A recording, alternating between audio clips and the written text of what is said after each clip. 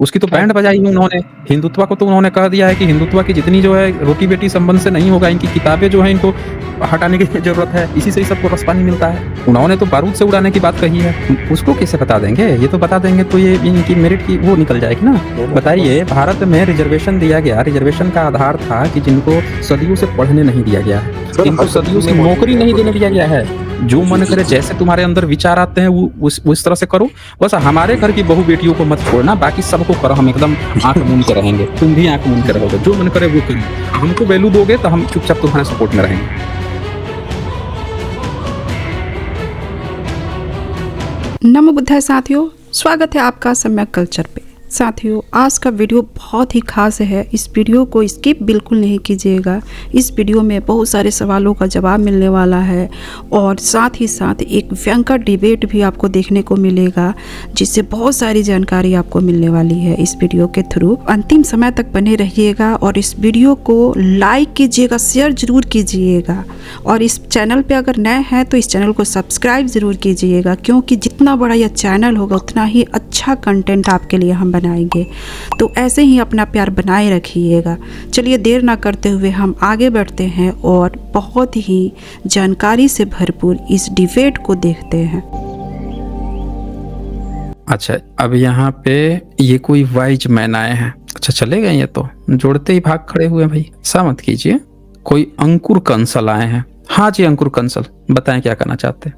Hello sir. हाँ जी, बोलिए। Hello, आवाज आ रही है मेरी? बिल्कुल आ रही है। नमस्ते सर, जय भीम। हाँ जी, हाँ जी, नमस्ते, जय भीम जी, बताइए। सर, मैं एक चीज ये पूछना चाह रहा हूँ, जैसे हम लोग जब बात करते हैं मूल निवासी की, है ना, तो अक्सर मैं जो अधिकतर सुनता हूँ मूल निवासी के लिए SC ST और OBC के समाज को बोला जाता है। क्या जो सामान्य वर्ग में है उसमें भी हम कोई मूल निवासी में इंक्लूड करते हैं उन लोगों को? देखिए, सब लोग मूल निवासी हो सकते हैं, अगर मूल निवासी वाला गुण दिखाएंगे तब ना। अब हम कह रहे हैं कि आप जो हैं अपने को लगेंगे दिखाने की भारत के जो मूल निवासी है उस पर तन के खड़े हो जाएंगे कि हम तो भाई बड़े चौड़े हैं, हम तो ब्राह्मणवाद को मानते हैं। भाई हमारे शास्त्र ने कहा है कि तुम लोग को दबा के रखो, मारपीट करके रखो।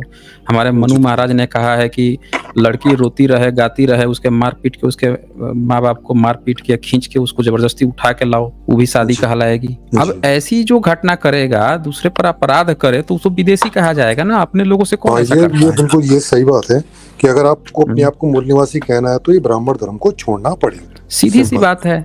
जो अमानवीय है, जो आपको अमानवीयता का वो देता है, परिचय देता है, अगर आप उसको मान रहे हैं तो ऑफ कोर्स आप फिर विदेशी ही कहे जाएंगे ना। और सर, एक लॉजिक ये भी है, जैसे ब्राह्मणों ने बाकी जितने भी कास्ट हैं सबको अपने नीचे रखा है, तो इट मींस वो लोग, जैसे अंग्रेज थे ना, अंग्रेज क्या करते थे, वो लोग सबको अपना, मतलब इवन ब्राह्मणों को भी नीचा बताते थे वो, है ना, मतलब नीचे ही रखते थे। तो देखा जाए तो सर, ब्राह्मणों को छोड़ के सभी मूल निवासी इस देश के, है ना, मुझे ऐसा लगता है सभी मूल निवासी, बस उनको ये समझना है कि जो आप ब्राह्मण धर्म फॉलो कर रहे हो वो तुम्हारा नहीं है।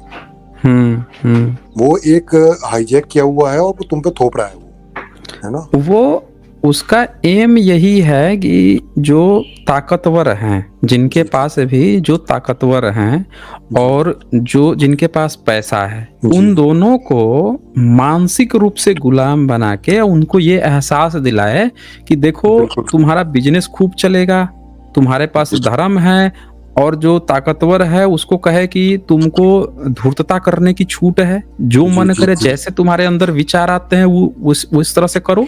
बस हमारे घर की बहू बेटियों को मत छोड़ना, बाकी सबको करो, हम एकदम आंख मूंद के रहेंगे। तुम भी आंख मूंद के रहोगे, जो मन करे वो करो, हमको वैल्यू दोगे तो हम चुपचाप तुम्हारे सपोर्ट में रहेंगे।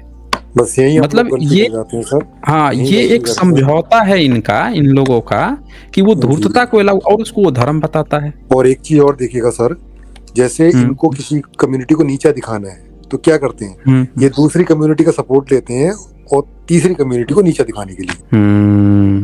आप कभी देखिएगा सर, है ना, जब इनको किसी भी, मतलब जैसे यादव को अगर नीचा दिखाना हो तो बाकी कम्युनिटी को ले लेंगे, ठीक है। मतलब बनियों को अगर नीचा दिखाना हो तो बाकी और कम्युनिटी को लेंगे, उनको नीचा दिखाएंगे, है ना। और दूसरी सबसे बड़ी बात है सर कि आप देखिए, कोई भी नन ब्राह्मण है, चाहे वो जनरल में आता है चाहे वो भी किसी में भी आता है सर, ये उनको देख के उनकी अगर वो प्रोग्रेस कर रहे होंगे ना थोड़ी सी, तो ये लोग उनको हजम नहीं होती है। हाँ, तो उसका जी, यही चलते धर्म है ना। जी जी देखें, एक धर्म कैसे होता है, एक होता है धर्म कि भाई आपका धर्म है कि खुद आगे बढ़ो, दूसरों को आगे बढ़ने दो। जी जी जी उसने अपना क्या धर्म बनाया है कि दूसरे को नीचा दिखाते रहो तो हम तो ऑटोमेटिकली फिर ऊंचे हो गए ना। जी उसने इसको धर्म कहा है ना। तो जी जी इसीलिए देखें, आप आगे तब बढ़ेंगे जब आप कुछ काम करते हो। अब ये बताइए, ब्राह्मणों ने आज तक क्या काम किया है? कुछ नहीं पूरा क्या, इतिहास कपोड़ देख लीजिए। कपोड़ कहानी पहनी है न सर। इन्होंने कोई फैक्ट्री न इन्होंने कोई फैक्ट्री एस्टेब्लिश की, क्योंकि आपको जी। कोई नया आविष्कार करने के लिए आपको कुछ काम करना पड़ेगा ना, दिमाग लगाना पड़ेगा कोई ना। स्किल ही नहीं थी इन लोगों के पास, तो ना ही कोई इनके प्रोडक्शन, इनने कम कुछ हाँ, करा। कोई कोई इनके यहाँ स्किल्ड नहीं है, कोई प्रोडक्शन नहीं है, सारी जगहों पे कब्जा करके बैठ गए। अब फिर भी भ्रष्टाचार फैल गया, हर जगह प्रोफेसर ई बने, एजुकेशन सेंटर पे पूरा इनका कब्जा। और भारत के टॉप 200 में कोई यूनिवर्सिटी का नाम नहीं दुनिया वही में, तो सर, वर्ल्ड में। 97% पे, और उसमें भी सर जनरल में भी 90% पे यही लोग हैं। आइए जनरल और की बात हाँ, करें सर, वही। जनरल तो सबसे और बड़ा ये बेवकूफ कहते ये हैं करते हैं ये जनरल मेरिट, कास्ट में। हाँ, ये मेरिट मैं आप मेरिट का रोना रोते हैं, मैं मेरिट का आपको रोना बता रोते रहा हूँ हैं। सर, तो मेरिट जनरल है कास्ट। अगर, तो जी जी इनका तो टॉप पे होना चाहिए था ना। फिर इंडिया जी तो जी टॉप पे होना चाहिए था, सब जगह यही जी कब्जा करके बैठे थे। जी। जनरल कास्ट में देखिए सर कैसे प्रोपेगेंडा बनाते हैं। भाई ठीक है, एक बहुत बड़ी कम्युनिटी को तुमने एक बहुत बड़ा वो करा है, मार्जिनलाइज किया है, तो उनको अगर रिप्रेजेंटेशन दिया जा रहा है तो क्या दिक्कत है? तो खावा कैसी बनाई है कि आप उधर देखिए वो तुम्हारी 50% खा रहे हैं, लेकिन जो आपकी बच रही हैं वो कौन अकेला खा रहा है?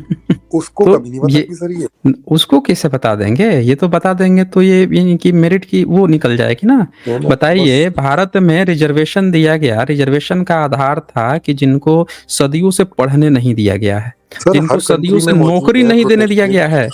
प्रोटेक्टिव समझ रहे ना? डिस्क्रिमिनेशन के लिए। जी जी जी। हाँ, अफर्मेटिव था ना, लेकिन इन्होंने किस अफर्मेटिव आधार एक्शन। पर लिया कि हम गरीब हैं? ये बताइए, गरीबी कब से परिमाण बन गया, मतलब परिमाप बन गया? इन्होंने अपने मनुस्मृति में लिख रखा है कि अगर प्रमाण कोई दिखाया हम लोग ब्राह्मण को जो सर, है, किताबों में दिखाते नहीं, हैं ना, प्रमाण इन्होंने लिख किताब दिखा रखा दिया है, हमने। अपने मनुस्मृति एक में गरीब लिखा हुआ ब्राह्मण है। था, एक गरीब नहीं नहीं, ब्राह्मण गरीब था। वो तो गरीब ब्राह्मण था ही। इन्होंने मनुस्मृति में लिखा है कि अगर कोई ब्राह्मण गरीब है, लेकिन अगर वो ब्राह्मण है तो वो जी फिर ऊंचा कुल का है। जी जी गरीबी को इन्होंने आधार ही नहीं बनाया, साफ साफ कह दिया कि ब्राह्मण गरीब होगा तो भी ऊंचा कुल का होगा। तो इन्होंने किस आधार पे ईडब्ल्यूएस रिजर्वेशन लिया? गरीबी के आधार, जब जी इनके जी धर्म में गरीबी आधार ही नहीं है। ऊंचा कुल जी। सही रहेगा बात, चाहे वो गरीब ही हो। सही बात। जी तो जिन्होंने नहीं पढ़ा है इनकी किताबें, उनको ये कहानी पढ़ाते रहे। इनका धर्म जी सबको अच्छी तरह से बताया। ठीक है अंकुर जी, ओके। सर, एक बस बात कहना चाहता हूँ, मतलब आपके प्लेटफॉर्म हाँ के माध्यम बोलिए। से सारे व्यूअर्स से, जो भी अपने आप को हम्म, मतलब सामान्य वर्ग का मानते हैं, जो भी अपने आप को, जो भी सिस्टम चल रहा है, मैं उनसे सिर्फ यही कहना चाहता हूँ कि आप लोग ये धर्म छोड़ दीजिए, ये वरना ये आपको ऐसे ही नीचा बनाए रखेंगे।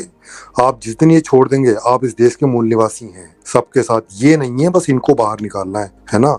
और सबसे रिक्वेस्ट कर रहा हूँ, जो नन ब्राह्मण है, चाहे वो किसी वर्ग में है, प्लीज आप लोग ये पढ़िए इनके ग्रंथों को। बहुत गंदगी लिखी हुई है और ये आपको सिर्फ नीचा बना के रखेंगे। कोई भी आपको मतलब कोई इंक्लूजन नहीं करेंगे आपका, ये सिर्फ एक्सक्लूड करेंगे आपको।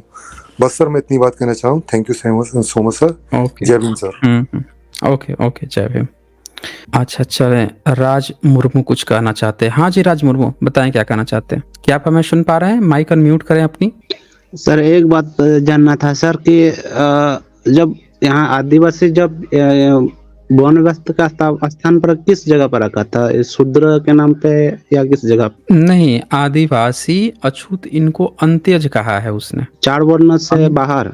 हाँ, चारों वर्ण से बाहर जो शूद्र कहा है, उन्होंने शूद्र को आप समझ सकते हैं कि ऐसे सछूत समझ सकते हैं, ऐसे अछूत जो सछूत थे, जिनसे वो उनके घर के अपने नाले साफ करवा सकता था, अपने घर के जो भी उसके मतलब काम काज हैं वो सब करवा सकता था, झाड़ू पोछा लगवा सकता था, तो उसको उसने शूद्र कहा। अब बाकी को तो उनकी परछाई नहीं देखता था ना, एससी एसटी को उसने अंत्यज कहा है ना। तो ये चीज है। तो भारत में जो ओबीसी हैं, पिछड़े वर्ग, उनको कहा जाता है कि वो शूद्र हैं। एससी एसटी तो अंत्यज है ना, अंत्यज के साथ उसका कोई रिश्ता ही नहीं है। वो प्रॉपर भारत के जो लोग जो पूरी तरह से उसको अछूत घोषित कर दिया, तभी तो कहा जाता है ना कि एससी एसटी ओबीसी भारत के मूल निवासी हैं। जी समझ रहे हैं? यही कारण है। और कुछ पूछना आपको? जी सर, नहीं यही बात सर जानना था सर, इसलिए मैं जोड़ने की कोशिश कर रहा था, नहीं जोड़ रहा। जय भीम सर। ठीक है, ओके, जय भीम। चलें आगे बढ़ते हैं। और वंदना काम्बले जी का यहाँ सुपर स्टिकर है, शुक्रिया आपका। धनेंद्र सिंह यहाँ लिखते हैं, क्षत्रियों को आगे आकर ब्राह्मण बुद्ध की विरासत और अपने बहुजन बंधुओं के साथ मिलकर भारत से पाखंड को नेस्तनाबूद करना चाहिए। जय छात्र धर्म, जय मूल निवासी। धनेंद्र सिंह, देखें, इतिहास गवाह है कि भारत में जितने भी राजा रहे हैं, किसी ने अपने को क्षत्रिय नहीं कहा। जब तक आप अपने को क्षत्रिय कहते रहेंगे ना, तो क्षत्रिय शब्द हमेशा वर्ण व्यवस्था का ब्राह्मण फिर क्षत्रिय वही शब्द आएगा। और जब जब आप ये एहसास लोगों को दिलाते रहेंगे कि आप क्षत्रिय हैं, तो हमेशा आपको वर्ण व्यवस्था के लोग मानेंगे कि तो वर्ण व्यवस्था वाला है, ये क्षत्रिय है, तो क्षत्रिय का तो राजधर्म वही होता है जो ब्राह्मण कहता है। फिर आपके सारे मेथड, जितने मनुस्मृति, जहां जहां क्षत्रिय के क्या क्या करना चाहिए वो लोग जानेंगे, फिर बाइकआउट करेंगे।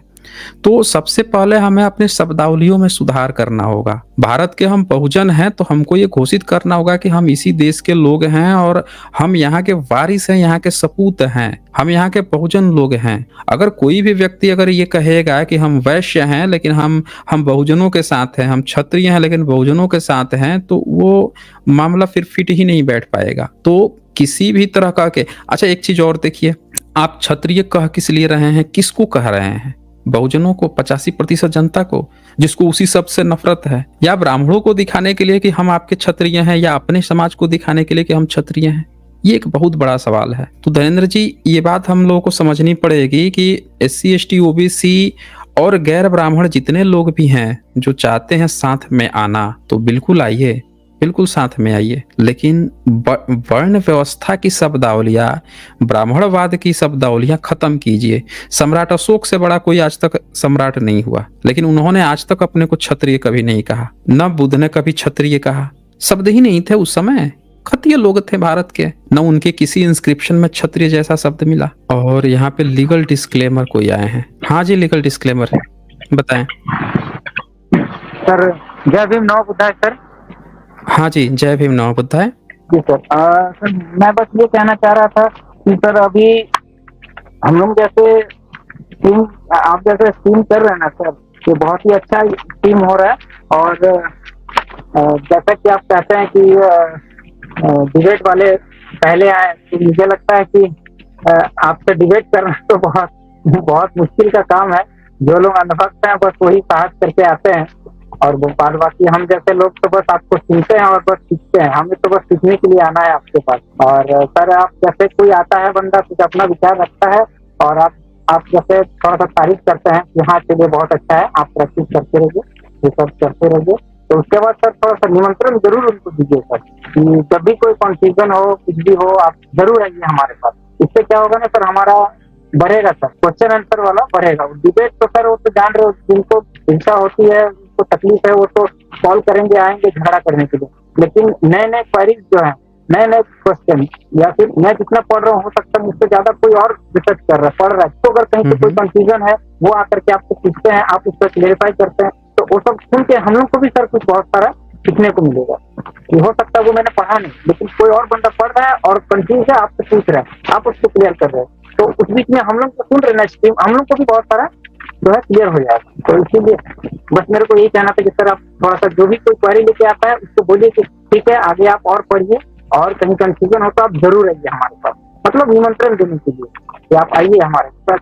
डिबेट के लिए तो वो लोग तो है, उनको तो मतलब कुछ वो बता नहीं, आते हैं बस झगड़ा करने के लिए, अपने आप को सच साबित करने के लिए, जो कि वो है नहीं। और मेरा एक दोस्त है, वो अभी सुन ही रहा है, और कंपनी में ही होना टाटा मोटर्स में का, तो उसको भी मैंने करीब मुझे लगता है कि 2-3 महीना से वो भी, अरे आज टीम होने वाला है क्या, हाँ बोला लिंक आया, देखिए आज ही आने वाला। तो मैंने उसको सुनाते सुनाते अब वो अपने से इंटरेस्ट ले रहा है, तो मैं उसको एक दिन डिबेट में लाने की कोशिश कर रहा था, क्योंकि उसको पूछताछ करना था। वो ये वाला, वो बजरंगबली उड़ रहा है, निकल रहा है, सेब संतरा समझ के, बस वो इसी पर उनको कराना था। बोला नहीं ऐसा नहीं, ऐसा वो अपना दिखाने लगे खोल करके, देखो ये स्क्रीन, ये देखो ऐसा बोल रहा है। तो भैया छोड़ो, जा करके एक बार राम के हनुमान चालीसा पर पढ़ के देखना, या रामचरितमानस पढ़ के देखना, तो थोड़ा बहुत तो स्ट्रीम आप ही का स्ट्रीम फॉलो करते करते अब वो लाइन पे आप नहीं, मेरे को ना सर से बात करना। तो आज तो फिर वो दूसरे जगह पे है, और जरूर सर, मैं जरूर किसी और जरूर, जब भी हो वो हाँ, बोल दीजिएगा, बात हाँ, कर लेने के लिए। ओके। हाँ जी सर, थैंक यू हाँ सर। जी। Okay okay. ठीक है, बढ़िया है। सजेशन सबका अच्छा रहता है। डिबेट को तो देखें, क्वेश्चन पूछने वाले आते ही हैं, उनसे तो बताया ही जाता है।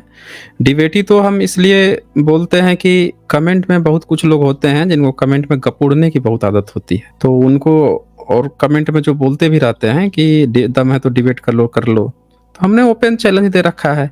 आज तक किसी माई के लाल में थोड़े दम है कि आके डिबेट कर ले। कौन आता है बता दीजिए, देख लीजिए। कमेंट में जितना रोते हैं सब, उनको पता है ना कि यहाँ पे डिबेट नहीं कर पाएंगे। सबूत की जैसे बात आएगी तो पतली घड़ी से भाग खड़े होंगे। देविश्री यहाँ लिखते हैं, हम सब नॉन ब्राह्मण भाई हैं, इस देश के मूल निवासी हैं, शुक्रिया आपका। और फिर राहुल माली यहाँ लिखते हैं, क्षत्रिय ब्राह्मण धर्म अनुसार कोई नहीं है, परशुराम ने सबको निपटा दिया है, तो कोई क्षत्रिय बन के ना घूमे, बहुजन सूर्य तथागत बुद्ध पर दावा करने भी ना आए। हाँ बिल्कुल सही कह रहे हैं आप राहुल माली जी। आप देखें, अंग्रेजों ने काहे नहीं क्षत्रिय बनाया था किसी को? उसका परशुराम कौन था? परशुराम मुस्लिम होंगे ना। फिर अकबर तो राजा था ना, उसको तो क्षत्रिय बनाना चाहिए था, सीधे ब्राह्मण भाई बना लिया था अकबर ने।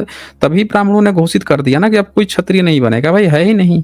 अब तो सीधे ब्राह्मण बन गया, अवतार बन गया था सीधे। तो इसीलिए क्षत्रिय बन के किसको धोखा देने की कोशिश हो रही है? कोई क्षत्रिय उत्रिय नहीं बनी है भाई। ब्राह्मण व्यवस्था में ना आप वैश्य हैं, न शूद्र हैं, न ब्राह्मण है, न क्षत्रिय हैं। शब्दावली हटा दीजिए।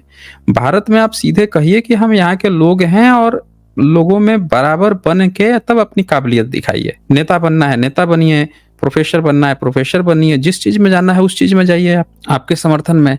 लेकिन अगर आप फिर से वही ब्राह्मणों की शब्दावली में जाएंगे तो फिर वो घाल में नजर आती है ना। फिर ये कोई रिसर्चर अजय आए हैं भाई। हाँ जी, रिसर्चर अजय, बताएं क्या कहना चाहते हैं। मेरे 2 क्वेश्चन है। पहला क्वेश्चन मेरा ये है कि विज्ञान कहता है आप कि कौन 11 हैं? दिन से ज्यादा आप कोई आप भूखा नहीं कौन रह हैं सकता। वैसे? तो आप वैसे हैं कौन? मैं एथिस्ट हूँ। अच्छा आप एथिस्ट हैं। चलें फिर, एथिस्ट हैं। ये वही है जो कल गाली गलौज कर रहा था। कल इसने एक पैनल मेंबर को इसने गाली दिया है बकायदे, और ये रामायण तिवारी है उर्फ अतुल गुप्ता। यहाँ पे बिल्कुल मौका नहीं मिलेगा किसी भी पैनल पे, किसी भी टीम मेंबर को अगर किसी ने भी गाली गलौज किया है, सीधे सीधे इसने गाली दिया। एथिस्ट बन के आया, लोगों ने 2 सवाल पूछ दिया ब्राह्मण धर्म पे, तुरंत ही गाली गलौज पे उतर गया। और ये कट्टर जातिवादी है। ये कोई इसको क्वेश्चन नहीं पूछना, ये घोर जातिवादी मानसिकता का पीड़ित है। आएगा एक दिन यहाँ पे और कहेगा कि अब हम एथिस्ट बन गए, फिर कहेगा कि आप बड़ा अच्छा काम कर रहे हैं। उसके अगले दिन आएगा और फिर बुद्धिज्म को गाली देगा, फिर बाबा साहब को गाली देगा, फिर रिजर्वेशन को गाली देगा। एक कट्टर, जो आप समझ सकते हैं धूर्त है, वो वाला ये ब्राह्मण है। तो ऐसे व्यक्ति को बिना पूछे यहाँ आपको तभी बोलने का मौका दिया जाएगा जब आप तमीज से बात कर रहे होंगे। लेकिन अगर हमें पता चलता है कि आप किसी भी पैनल मेंबर को गाली दे रहे हैं, एथिस्ट भी बता रहे हैं, सरेआम गाली गलौज कर रहे हैं, जाति सूचक गालियां दे रहे हैं, जातिवादी मानसिकता है कि तो मौका नहीं मिलेगा, फिर निकल लीजिए। अच्छा, इसके बाद से यहाँ पे राजेश जी लिखते हैं, you are only Indian first and lastly, don't fool yourself by trapping your ideology into calling yourself either Kshatriya or any वर्ण नेम। बिल्कुल सही कहा है आपने राजेश जी, बिल्कुल सही।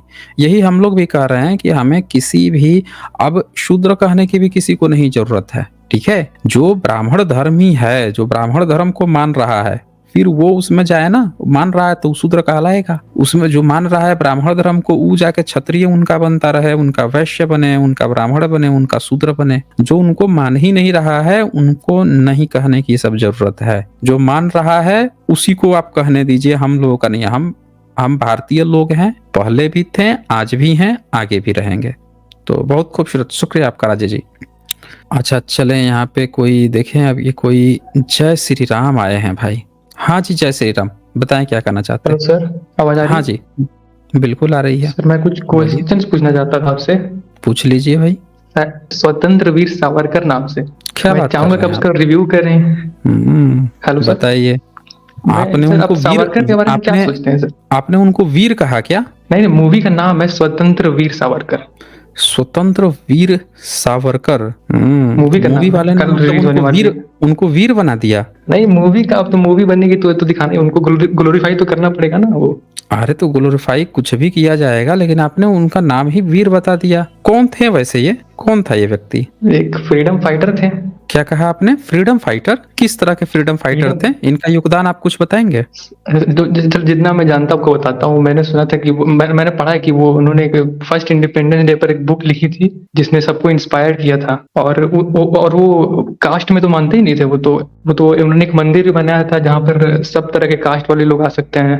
तो ये तो अच्छा ही हुआ ना सर, ये तो अच्छा इंसान ही थे वो, कि कास्ट के अगेंस्ट थे, कास्टिज्म के अगेंस्ट थे। अच्छा, कास्टिज्म के। वैसे कौन से वर्ण के थे वो? सर वो तो ब्राह्मण ही थे, ब्राह्मण थे। विनायक दामोदर सावरकर तो ब्राह्मण ही थे। अच्छा, ब्राह्मण थे।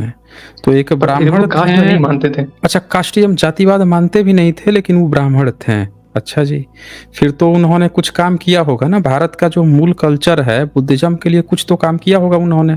क्या बुद्धिज्म किया के था लिए नहीं, उन्होंने? पर उन्होंने हिंदुइज्म के लिए तो काम किया। हिंदुइज्म नाम का तो कोई धर्म ही नहीं है, तो उसके लिए क्या काम किया होगा उन्होंने फिर? भारत नहीं, का लेकिन मूल देखिए, धर्म यहाँ का बुद्धिज्म है। इतिहास कहता है कि भारत बुद्धिस्ट की धरती है, बुद्ध की धरती है। तो उन्होंने अपने ही धरती के लिए, अपने ही पुरखों के लिए कुछ काम नहीं किया।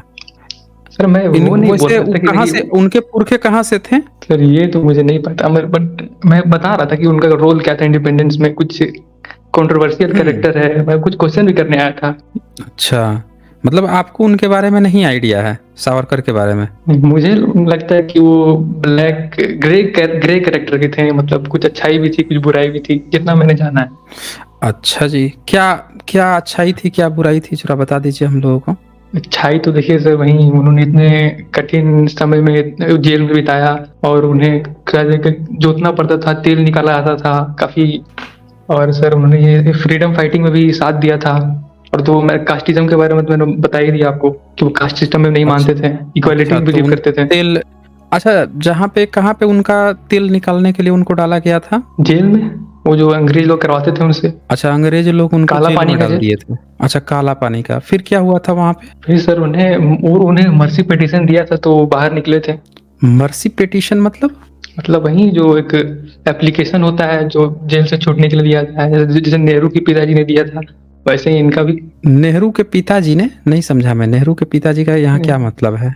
नेहरू, मैंने ये उनको बताया भी कि काला नेहरू पानी की जी सजा को- हुई थी क्या? उनकी भी काला पानी की सजा हुई थी क्या? पर मर्सी पिटीशन तो उनके साइड से भी लिखा गया था ना। नहीं, मर्सी पिटीशन हम समझ नहीं पा रहे हैं, इस बात को नहीं समझ पा रहे हैं कि एक आदमी चोर है तो दूसरा चोर कैसे सही हो जाएगा? आप जो नहीं, कह रहे मैं ऐसा हैं, नहीं आप कह रहा। पता है क्या कह रहे हैं कि वो जो है एक व्यक्ति, वो जो है वो बेकार है, और फिर कह रहे हैं कि ये वाला बेकार है इसीलिए ये अच्छा है। हमें समझ में नहीं आ रहा है, आपकी बात हमें नहीं समझ में आ रही। हम यहाँ पे नेहरू की बात ही नहीं की है कभी, ना हम उनके बारे में जाने, ना हम उनके बारे में कोई हमको आइडिया है कि वो गए थे कि नहीं गए थे, ना उनकी यहाँ पे बात चल रही है। आप वैसे तो नहीं है कि मैं उनके मतलब साइड नहीं कर रहा। आपको वो आता हो। नहीं, साइड की बात नहीं है, आपको मतलब नेहरू क्यों याद आ गए यहाँ पे? उनकी तो बात ही नहीं चल रही थी। कोई आपका पर्सनल उनके साथ कुछ है क्या चक्कर, नेहरू के साथ? नहीं, नेहरू को तो हमें पसंद नहीं, आपको पता ही है। हम राइट कोई बात विंगर्स नहीं, को आपको पसंद नहीं, आपको पसंद। अच्छा, आप राइट विंगर हैं? एक तरह से थोड़ा बहुत काइंड ऑफ बोल सकते हैं। अच्छा, तो झुकाव उसकी तरफ है। हम्म। तो वैसे आपके जो सावरकर हैं, उन्होंने क्या बताया था? उनके पूर्वज कहाँ से आए थे? सर ये तो नहीं पता सर, मैं उनका साइड नहीं ले रहा हूँ, मैं क्वेश्चन कुछ करने आया था कि नहीं, पूछना था कि वो सच है कि नहीं। हम तो आपसे कह ही नहीं रहे हैं। हम तो आपसे सिर्फ यही पूछ रहे हैं कि उन्होंने क्या बताया था, उनके पुरखे कहाँ से आए थे? सर ये तो नहीं पता सर, आप बता दीजिए। अब बताइए। वो तो हमने तो सुना है कि वो बताए थे कि उनके पुरखे जो है ईरान से आए थे। सर इसका तो मुझे आइडिया बात सही है? उनकी किताब तो आप पढ़े होंगे ना? हाँ सर, किताबें नहीं, बट मैं यूट्यूब पे वीडियोस देखा हूँ ना, जो दोनों अरे दोनों आप पक्ष का। देखें, अब ये सब व्हाट्सअप यूनिवर्सिटी वाला काम मत किया कीजिए कि हमने व्हाट्सअप पे ये देख लिया तो हमने यूट्यूब पे वो देख लिया। ये सब काम मत किया कीजिए। सीधे सीधे बताइए कि आप जो हैं, उन्होंने अपनी किताब में लिखा था कि वो हैं, वो उनके जो पुरखे हैं वो ईरान से आए हैं, और दुनिया भी मानती है, वो भी मानते हैं। ये तो उन्होंने साफ साफ लिखा हुआ है। तो अब ये बताइए कि अगर उनके पुरखे ईरानी थे, भारत के थे नहीं, तो भारत के बारे में क्या किए होंगे भाई? ऐसे तो मुस्लिम भी भारत में वो कहता है कि उसके पुरखे विदेश से आए हुए हैं, तो जो विदेश से आया हुआ है वो विदेश का है, उसका यहाँ से क्या मतलब है? और आप कह रहे हैं कि हिंदू के लिए काम किए। भारत में हिंदू नाम का कोई धर्म ही नहीं था। भारत में इतने वो मिल गए, बुद्धिस्ट विश्वविद्यालय मिल रहे हैं, बुद्धिस्ट की मूर्तियां मिल रही हैं, हिंदू नाम का तो कुछ मिला ही नहीं। तो वो स्वतंत्रता संग्राम कर किस चीज के लिए रहे थे? क्या चीज के लिए कर रहे थे?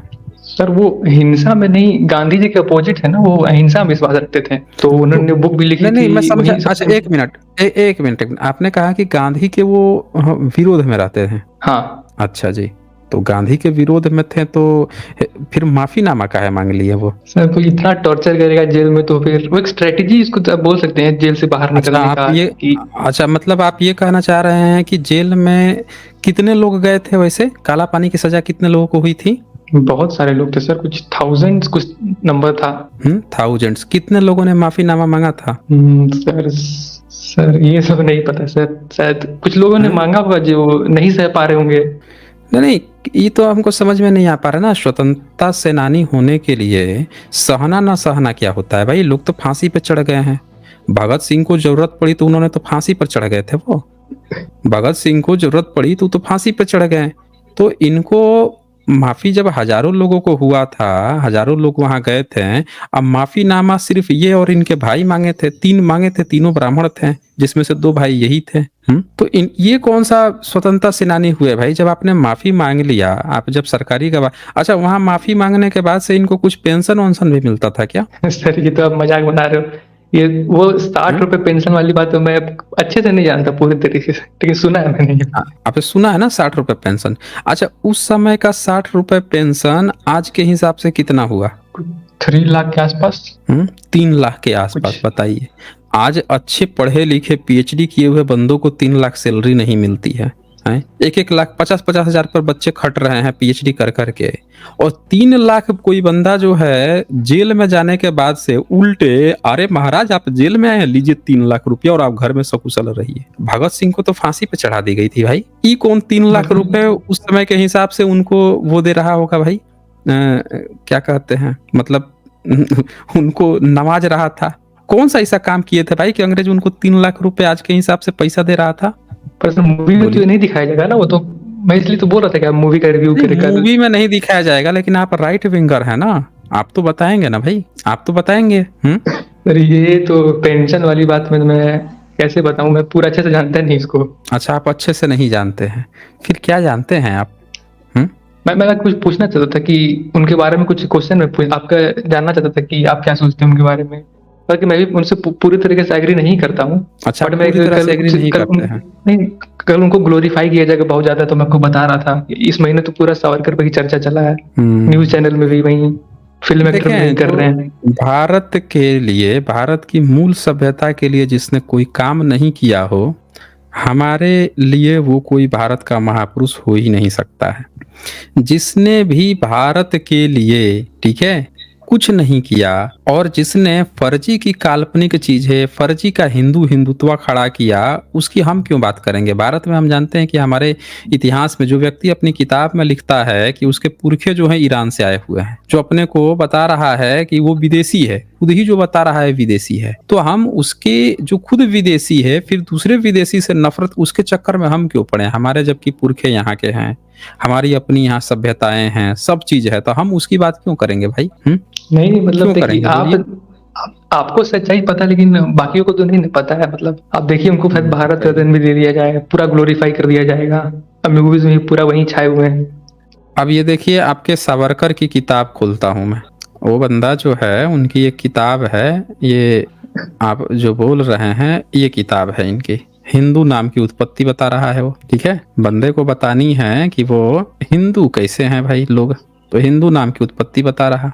और क्या बोलता है, अब अभी इतना ऐतिहासिक अनुसंधान नहीं हुआ है कि यह निश्चित रूप से बताया जा सके कि पहल आर्य लोग सिंधु नदी के किनारे कब आकर बसे। मतलब वो इस बात पे तो एग्री है कि आके बसे, इस बात पे एग्री नहीं है कि कितने साल पहले आके बसे, और कब उन्होंने वहां अपना अग्निहोत्र स्थापित किया, यानी कब वहां पे आके और यज्ञ हवन करने लगे। तो आपके जो सावरकर हैं वो तो खुद अपने को विदेशी बता रहे हैं ना, कि अपने को आर्य बता रहे हैं, कि सिंधु घाटी पे अभी हम नहीं जान पाए हैं कितना साल पहले आए, लेकिन ये कन्फर्म है कि आके यहाँ बसे हैं।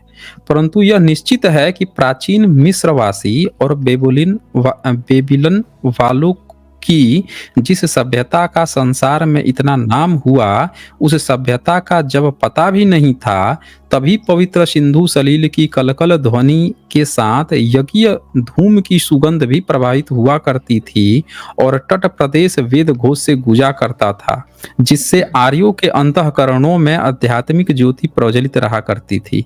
बताइए, ये जो है बता रहे हैं कि दुनिया जब विकसित नहीं हुई थी तभी यहाँ पे आके भारत में ये बस गए थे, वेद ध्वनि गूंज रहे थे। और ये देखिए, अपने ये लोग ऐसे थे इसीलिए एक महान और अस्थाई संस्कृति की नींव डालने में समर्थ हो सके। अब बता रहा है कि इनके आर्य बड़े वीर थे, सत्ता वाले थे, इसीलिए भारत में आके संस्कृति में नींव डाल दी, नहीं तो भारत में तो संस्कृति ही नहीं थी। अपने और पड़ोसियों से, खासकर ईरानियों से जिस समय इनका संबंध टूट चुका था, उस समय ये सातों सिंधु सप्त सिंधु में फैल चुके थे। बताइए, ईरान से संबंध टूट गया, यानी ईरान से आके और भारत के सप्त सिंधु में आके बस गए। और इनमें राष्ट्रीयता की भावना केवल विकसित ही नहीं हुई थी, प्रत्युक्त उन्होंने इसका स्थान और नाम भी निर्दिष्ट कर दिया था। लीजिए भाई साहब, ये कौन सा राष्ट्रीयता होती है भाई? आप ईरान में थे, ईरान से आप भारत में आ गए, तो राष्ट्रीयता आपकी ईरान के लिए थी या भारत के लिए डेवलप हो गई? इतनी जल्दी दूसरे के लिए कैसे डेवलप हो जाएगी भाई? और आप सप्त सिंधु सिंधु की बात कर रहे हैं, तो सिंधु के लिए आपकी राष्ट्रीयता थी, तो फिर तो पाकिस्तान चले जाना चाहिए था। पाकिस्तान में तो लोग चले गए ना, पाकिस्तान ले गया उन जगहों को, फिर तो वहां चले जाना चाहिए था जब उसकी राष्ट्रीयता थी तो। और लिखता है कि प्रत्युक्त उन्होंने स्थान और नाम भी निर्दिष्ट कर दिया था। नदियों से घिरे सींचे जाने वाले इस देश में रहते हुए, देखें और क्या लिखता है, इन अस्थाई, ये वो ऋग्वेद का नाम ले रहा है, वैदिक भारतवर्ष का नाम था, पूरे ऋग्वेद में कहीं भारत नाम नहीं है। और ये सातों नदियां उनके लिए यहां से आर्य जब और आगे बढ़े, कहानी सुना रहा है कि ईरान से आए, जो आज का पाकिस्तान है वहां बसे, वहां से आर्य जब आगे बढ़े, यानी अब भारत में आ रहे हैं, तब उन्हें ऐसी ही परमोपकारिणी नदियां अनेक मिली, परंतु सप्त सिंधुओं पर उनकी श्रद्धा और भक्ति कम नहीं हुई। देखिए, इतनी उस पर श्रद्धा थी कि उसको काट के दे दिए मुस्लिमों को कि ले जा भाई, तू इनको ले जा भाई, तू रख ले। हैं, कहानी सुनिए इनकी। और कम होती भी कैसे, जब इन्हीं सप्त सिंधुओं ने उन्हें एक राष्ट्र बनाया था और उन्हें वह नाम दिया था जिसके द्वारा वे अपने राष्ट्रीय और सांस्कृतिक एकता को प्रकट करते थे। आज की प्रत्येक हिंदू, चाहे वो कहीं का हो, कृतज्ञता के साथ सब सिंधु का स्मरण करता है। तो ये तो अपने को बता रहे हैं कि ईरानी हैं, उधर से आए हैं, यहाँ पे आके बसे हैं, और फिर ये अपनी कहानी सिंधु हिंदू वाला अपनी कहानी यहाँ गढ़ना शुरू कर दिए। आसपास के राष्ट्र ये कहते हैं, संस्कृत का स्व भारतीय में ह हो जाता है। देखिए, कहानी शुरू कर दिए, हरहती केसरी है। ये गप्पे किसको सुना रहे हैं? सबको पता है कि सिंधु नदी का नाम आज भी सिंधु ही है। भविष्य पुराण में जहां मलेच्छ भाषाओं को संस्कृत की शाखाएं कहा गया है, देख लीजिए, कहानी इनकी गपोड़ना कमी नहीं हो रहा है। ईरानी वैदिक आर्यों को हिंदू नाम से जानते थे। भाई, ईरान से ये आए, इनके पुरखे आए, ये हिंदू नाम से जानते थे, तो भारत को काहे हिंदू कह रहे हो भाई? अरे तुम ईरानी हो तो तुम हिंदू कैसे हो गए? मतलब यहाँ के लोग फिर कैसे हिंदू हो गए? अपनी शब्दावली अपने आप साफ देख लीजिए भाई। यहाँ सावरकर जो है खुद लिख दिए हैं कि ईरानी वैदिक आर्यों को हिंदू नाम से जानते थे। अब बताइए, ईरानी जो है हम लोगों का नामकरण करेगा, ईरानी वैदिक आर्यों को ईरानी नामकरण किया है। ये बता रहे हैं कि ईरानी नामकरण किया है, वैदिक आर्यों को हिंदू नाम से जानते थे। यह एक बात हुई। दूसरी बात यह कि किसी विदेशी और अज्ञात जाति ने को हम उसी नाम से जानते हैं जो नाम उसका उन लोगों में लिया जाता है। लीजिए कहानी इनकी। विदेशी अठन्नी चवन्नी कह के चला जाएगा, हम अपना नाम अठन्नी चवन्नी कह के घूमेंगे, हमारा अपना कोई माई बाप नहीं है। ईरानी नाम दे दिया, इनको लेके घूम रहे हैं ईरानी नाम। कहानी बनाने में गजब आदमी है भाई। जिन लोगों ने उस जाति का परिचय मिलता है, हम दो बातें यह कह सकते हैं कि दूर दूर राष्ट्र भी ईरानियों के समान हमारे देश और जाति को हिंदू कहते थे। लो भाई, वो लोग हिंदू कह दिए हैं, तब से ही गमछा ओढ़ के हिंदू बने घूम रहे हैं। अपना कोई माई बाप नहीं था नामकरण करने वाला है। पड़ोसी देश आके इनको नाम दे दिया, अठन्नी चवन्नी कुछ भी लेके घूम रहे हैं ये। तो यहाँ तो ये साफ साफ कह रहे हैं ना भाई। और देखिए कहानी इसकी, फेक न्यूज। वैदिक संस्कृत से ज्यों-ज्यों प्राकृत भाषाएं उत्पन्न होने लगी, ये पक्का 5वीं फेल रहा होगा। कह रहा है वैदिक संस्कृत से ज्यों-ज्यों प्राकृत। इस बंदे को यही नहीं पता है कि प्राकृत कहते हैं जो प्रकृति से उत्पन्न हुआ, और उसको जब संस्कारित करते हैं तब संस्कृत कहते हैं। ये बंदा कह रहा है वैदिक संस्कृत से प्राकृत उत्पन्न हुई। तो व्हाट्सएप तो उस समय था नहीं, लेकिन फिर भी ऐसे छात्र कैसे पैदा हो जाते थे भाई? हैं, ये तो पूरी व्हाट्सएप की दुकान है, ये 100 का खेल खेल रहा है यहाँ पे। और देखिए क्या कह रहा है, थोड़ी और शेयर करेंगे क्षेत्रों का, तो ये तो पूरा का पूरा ये कहानी गढ़ते जा रहा है। जातियां अलग अलग रहती हैं, ये तो जातिवाद मानने वाला है। आप तो कह रहे हैं कि वो जाति ही नहीं मानते, ये तो बार बार जाति की ही बात कर रहा है भाई। महानदियों के नाम हैं तो ये हैं वो हैं, हिंदू हिंदू किए पड़ा हुआ है, तो पूरा का पूरा वही है भाई। इसमें अब क्या बचा क्या यहाँ पे? सिंधु या हिंदू नाम पहले से नामों में दब गया। हाँ बोलिए सर। वो जो एक बात थी कि उन्होंने जेल में अपने खून से वो पोएट्री की थी, कविता लिखी थी, वो सच है? अब भाई जो व्यक्ति माफीनामा मांग रहा है वो कैसे खून से लिख देगा, हमको तो यही नहीं समझ में आ रहा है। हजार लोग जो हैं जेल में गए, हजारों लोग गए जेल में, लेकिन वहां से माफी मांगा सिर्फ 3 ब्राह्मण, जिसमें से 2 यही भाई लोग थे। हम बोल रहे हैं कि आप खूब वीरता का प्रदर्शन किए हैं और लड़ाई चल रही है, फिर मैदान से भाग गए, तो आप महान योद्धा कहलाएंगे या कायर कहलाएंगे? बोलिए। माफी बहुत लोगों ने मांगी, तो अकेले थोड़ी ना थे। हमने तो यही पढ़ा है भाई कि 3 लोग माफी मांगे थे या 3 ब्राह्मण थे। सर एक बोलिए। जवाहरलाल नेहरू भी थे, उनकी बात कोई नहीं करता।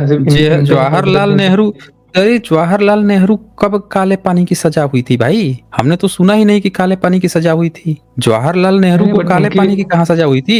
हैं? और ये बताइए जवाहरलाल नेहरू से आप बार बार तुलना क्यों कर रहे हैं? हमें तो यही नहीं समझ में आ रहा है कि आप जवाहरलाल नेहरू से क्यों तुलना कर रहे हैं।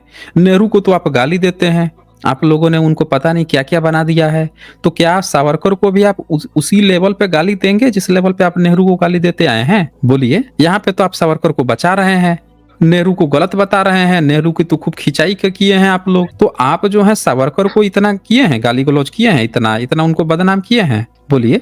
अगर आपको यही बात की तुलना करनी है कि उनको किसी ने उनका तो पिताजी वकील थे, उनको तो टैक्टिस पता होगी, उनको तो पता होगा ना कि कैसे यहाँ से निकलना है, क्या करना है। तो उनके पिताजी वकील थे, मोतीलाल कुछ नाम था ना, सबसे धनी वकील थे। तो ये तो आप जो आपके सावरकर हैं, इन्होंने फिर क्या किया भाई? ये कैसे वो कहलाएंगे? क्रांतिकारी कैसे कहलाएंगे? सर इतना टॉर्चर करने के बाद तो कोई भी माफीनामा लिख ही देगा। कुछ लोग होते हैं जो नहीं सह पाते। अच्छा, नहीं सह पाते। एक बात बताइए आप हमें कि हजारों लोग थे वहां पे, तो इन्होंने, चलो मान लेते हैं कि हजारों लोग थे, हजारों लोगों को लिखने पढ़ने नहीं आता होगा, वो माफीनामा नहीं लिख पाए, इन्होंने माफीनामा लिख लिया। तो माफीनामा लिख भी लिया, तो एक बात बताओ कि वहां से निकलने के बाद से वो पेंशन 3 लाख रुपया काहे ले रहे थे भाई? आज के हिसाब से 60 रुपया पेंशन, वो किस चीज का ले रहे थे? किस चीज के लिए भाई? अंग्रेजों से कौन सी डील कर लिए कि आप हमको पेंशन दीजिए? हमने तो सुना है कि कोई सर्विस देता है उसी को पेंशन मिलता है। कौन सी सर्विस देते थे वैसे उसमें, उस 60 रुपए में उस समय के? ये जैसे देखिए कह रहे हैं कि हमको फंसा दिए। ये फंसने वाली कौन सी बात है भाई? आप ही तो कह रहे हैं कि भाई उसमें जो है वहां से टॉर्चर नहीं सह पाए, तो नहीं सह पाए ठीक है, लेकिन सर्विस तो देते होंगे ना। 60 रुपया ऐसे फ्री में अंग्रेज दे देगा? बोलिए। नहीं सर, मैं आया था आपको वही अवेयरनेस बताने के लिए कि कल एक मूवी रिलीज हो रही है और फिर क्या क्या होगा उनके बारे में उनको पूरा ग्लोरीफाई किया जाएगा, एक पूरा महान बताया जाएगा। तो मैंने वहीं कल एक वो रियलिस्ट चैनल पे बात की थी, तो वो लोग तो कल स्ट्रीम करेंगे। तो मैं आपसे जानना चाहता था भाई, वो जो भी कहें, हम तो आपसे सीधे सीधे पूछ रहे हैं भाई कि उन्होंने किस बात की वो ली थी, मतलब पेंशन किस बात की ली थी, सर्विस कौन सी दी थी? हमने तो सुना है कि अंग्रेज जो हैं क्रांतिकारियों को पकड़ के फांसी पे टांग देते थे। बिल्कुल भगत सिंह के साथ रहम नहीं किए। उनकी तो, भगत सिंह की तो उम्र भी कम थी। उन्होंने ऐसी कौन सी सर्विस दी थी भाई कि आज के 3 लाख रुपया, मैं बता रहा हूं, आज का पीएचडी किया हुआ बंदा जो है 50-50 हजार रुपए पर काम करने को मजबूर है, और उस समय के हिसाब से 3 लाख रुपया कोई जेल में काट के आ रहा है, लोग मर गए, फांसी पर चढ़ गए, मिल रहा है। इतनी बड़ी कौन सी इतनी सर्विस थी भाई? हैं? इतनी हैवी सर्विस कौन सी दे दिए थे भाई कि उतना पैसा मिल रहा था? बताइए जरा हमें, बोलिए। सर देखिए, आपकी बात तो सही है कि आप मतलब कि आप यही से ज्यादा कहना चाहते हो कि वो ब्रिटिश एजेंट थे, उनके लिए ही काम करते थे। हम कुछ कह ही नहीं रहे ना, हम होते कौन है कहने वाले? हम तो पूछ रहे हैं आपसे कि आप बताइए ना कि कौन सी ऐसी सर्विस थी कि इतना बड़ा हैवी अमाउंट देना पड़ा अंग्रेजों को? सर मतलब वो कुछ तो किए होंगे उनके लिए ही, कुछ कैसे बताऊं, इसके बारे में पूरा तो क्लियर नहीं हूं मैं। मतलब मैं बता रहा था कि नहीं वो क्लियर है ना, वाइट कैरेक्टर है। अब इनकी किताब हमने पढ़ लिया, ये बंदा जो है बुद्ध धर्म से जलता था, अब तो इसका एकदम नस पकड़ लिया मैंने। आप जिसका कह रहे हैं देखिए क्या लिखा है, लिखा है नीचे, बौद्ध मत का पतन होने का सबसे प्रधान कारण है हम समझते हैं उसका और विद्वानों पर उतना ध्यान नहीं गया है। ये जो है खुद माफी मांग के आ गए, ये पेंशन ले रहे हैं, आप बौद्ध मत समझा रहा है कि क्यों नष्ट हुआ है। क्या लिखता है, जितना जाना चाहिए, यहाँ विस्तार के साथ इस विषय की मीमांसा नहीं की जा सकती, संक्षेप में बताता है। हिंदू मौत बौद्ध मत का बहिष्कार करने के लिए जो तैयार हो गए, कह रहा है कि हिंदू जो हैं, हिंदू ही खुद बौद्ध मत का बहिष्कार करने को तैयार हो गए। इसका कारण क्या, केवल दार्शनिक मतभेद ही था? केवल दार्शनिक मतभेद ही ऐसा हुआ हो यह संभव नहीं है। ये खुद कह रहा है कि जितने यहाँ के हिंदू बने घूम रहे हैं, ये सब खुद बुद्ध मौत का विरोध किए हैं। और क्या कहता है, तो क्या बौद्धों के विहारों में पीछे से जो अनाचार और व्यभिचार होने लगा उससे ऐसा हुआ? अब बताइए, कह रहा है कि बौद्धों के विहार में पीछे से अनाचार और व्यभिचार। भाई बौद्ध विहार में अनाचार व्यभिचार कहाँ होता है?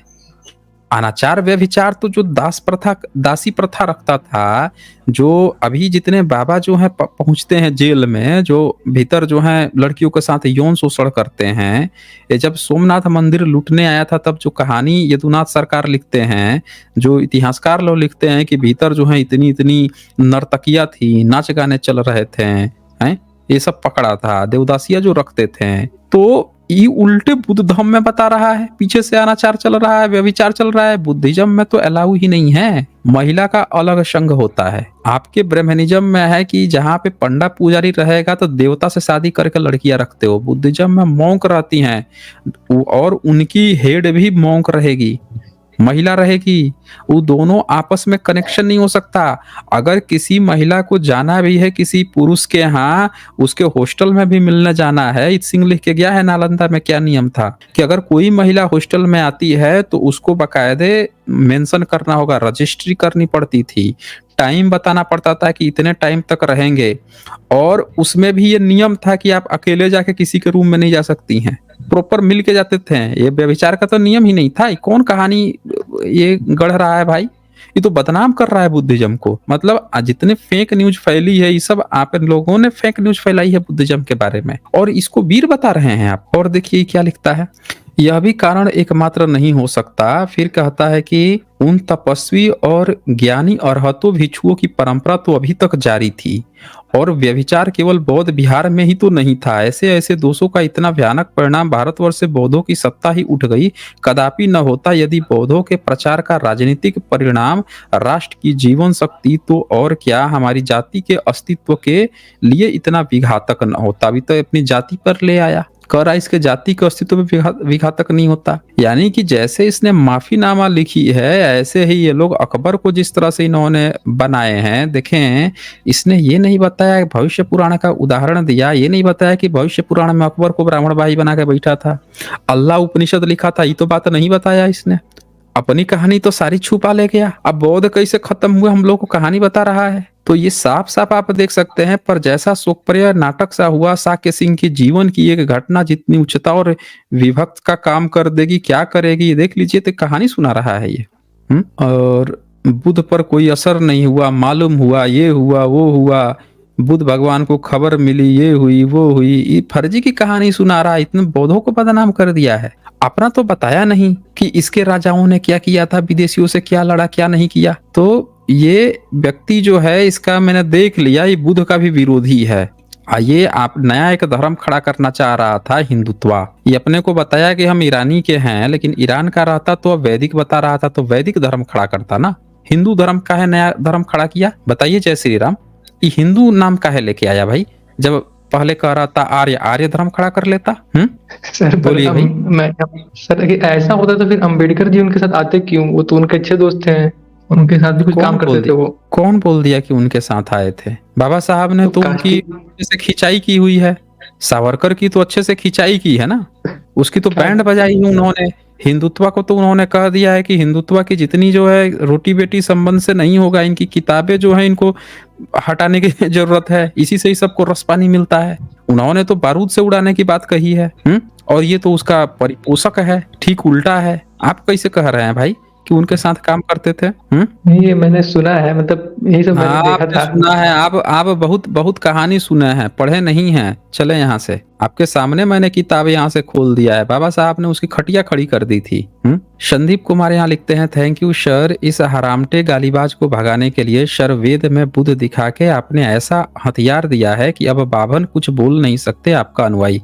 हाँ जी संदीप कुमार जी, बहुत बहुत शुक्रिया। वो इसीलिए मैं ले आया था, एक जगह थोड़े ही है, 70 जगह से ज्यादा बार बुद्ध की चर्चा है उसमें। तो साथियों, आपको इस वीडियो के माध्यम से दिए गए जानकारी कैसा लगा, आप अपना राय कमेंट बॉक्स में ज़रूर कीजिए। और आपको किस तरह का डिबेट सुनना पसंद है, अपनी राय जरूर दीजिए। इस वीडियो को लाइक कीजिए, शेयर कीजिए। बहुत जल्द मिलते हैं एक और नए धमाकेदार डिबेट के साथ। नमो बुद्धाय।